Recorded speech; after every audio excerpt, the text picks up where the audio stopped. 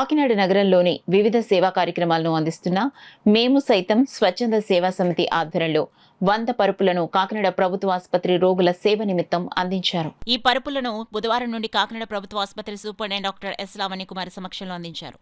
ఈ 100 పరుపుల కార్యక్రమానికి డాక్టర్ కొండమూరి సత్యనారాయణ, దుగ్గన నాగబాబు, సుంకర నాయుడు, కొలగాని మూర్తి, పుప్పాల కుమార్, మాధవరావు, బుజ్జి రాము, కొండమూరి గంగాధర్, అభిరెడ్డి శ్రేణు, చక్రధర్రావు సభ్యులు సహకరించారు. ఈ సందర్భంగా ప్రభుత్వ ఆసుపత్రి సూపరింటెండెంట్ డాక్టర్ లావణ్య కుమారి దాతలందరికీ ప్రత్యేక ధన్యవాదాలు తెలిపి సాల్వాలతో సన్మానించారు. మేము సైతం సేవా సంఘం సారథ్యంలో కొనసాగుతున్న ఈ సేవా కార్యక్రమాలు భవిష్యత్తులో కూడా ప్రభుత్వ ఆసుపత్రి రోగులకు మరిన్ని సహాయ సహకారాలు అందిస్తాయని నిర్వాహకులు తెలిపారు. సో ఈ అంబియన్స్లో బెడ్ కన్వీనియన్స్ అంటే మంచం మనకి ఎంత సౌకర్యవంతంగా ఉంది అన్నది కూడా దానికి చాలా ఇంపార్టెంట్ అనమాట. గవర్నమెంట్ వారు ఎంత చేసినా కూడా మనకి ప్రతి స్వచ్ఛంద సంస్థలు కూడా సహాయ సహకారాలు అందిస్తే గవర్నమెంట్ హాస్పిటల్ ముందుకెళ్తుంది అనడంలో ఏమాత్రం సందేహం లేదు. సో ఈవేళ దీనికి ఉదాహరణగా మనకి మేము సైతం అనే స్వచ్ఛంద సంస్థ, లారీ ఓనర్స్ అసోసియేషను సంస్థ ప్రతినిధులు మరియు బాబ్జీ గారు, దాని సంస్థ ప్రతినిధులు డాక్టర్ కొండమూరి సత్యనారాయణ గారు, సుంకర్ నాయుడు గారు, బి సత్యబాబు గారు, కోలంగి మూర్తి గారు, ఎస్ మాధవరావు గారు, ఎం మాధవరావు గారు, జి రాము గారు, వై బుజ్జి గారు, జి శివ గారు, డి మంగతయారు గారు అండ్ ఆకుల చక్రధర్రావు గారు, వీరందరూ కలిసి మనకి 100 పరుపులు గవర్నమెంట్ హాస్పిటల్కి డొనేట్ చేస్తున్నారు. వాళ్ళందరికీ కూడా గవర్నమెంట్ హాస్పిటల్ సంస్థ తరపున మరియు ఇక్కడ పనిచేసే ప్రతి ఒక్క ఎంప్లాయీ తరపున మరియు పేషెంట్ల తరపున నేను వారికి ధన్యవాదాలు అర్పిస్తున్నాను.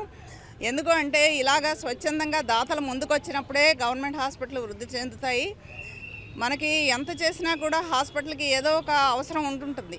సో ఆ అవసరాన్ని కనిపెట్టి ప్రతి ఒక్క దాత కూడా ముందుకొచ్చి పేషెంట్ల సౌకర్యార్థం చేసి ఇది మన హాస్పిటల్ అని ఫీల్ అయినప్పుడు దీన్ని అభివృద్ధి చేయడంలో మన చేయూత ఉండాలి అని ప్రతి ఒక్కరూ పెట్టినప్పుడు డెఫినెట్గా దీన్ని విజయపదంలోకి తీసుకెళ్ళి ఇంకా అభివృద్ధి చేస్తామని చెప్పేసి అందరి తరపున నేను మాటిస్తాను. ఏదైనప్పటికీ కూడా ఖచ్చితంగా జనరల్ హాస్పిటల్కి మా వంతు సాయంగా మేము చేస్తామని కూడా మేడం గారు చెప్పడం జరిగింది.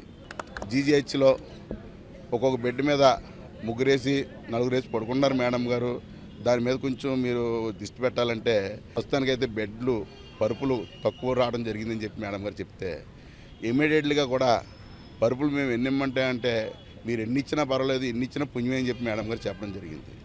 మా తరపు నుంచి 100 పరుపులు ఇస్తామని చెప్పేసి మేడం గారికి హామీ ఇచ్చి ఇవాళ కార్యక్రమం చేయడం జరుగుతుంది.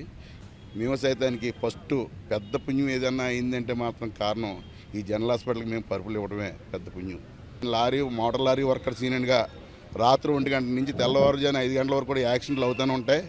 ఆ యాక్సిడెంట్కి అనుబంధంగానే నేను అర్ధరాత్రి కూడా 2 గంటలు కూడా ఫోన్ చేసినా కూడా వాళ్ళు అలర్ట్గా ఉండి ఆ యాక్సిడెంట్ కేసులో ఒకరు కాలు ఇరిగిపోయేది, ఒకరు చనిపోయేవారు, ఇలాంటి పోస్ట్ మార్టం జరిగి ఉండి ఎన్నో కార్యక్రమాలు చేయడం జరిగింది. మ్యాక్సిమం సంవత్సరానికి సగం రోజులు జనరల్ హాస్పిటల్లోనే గడిపేవాడిని.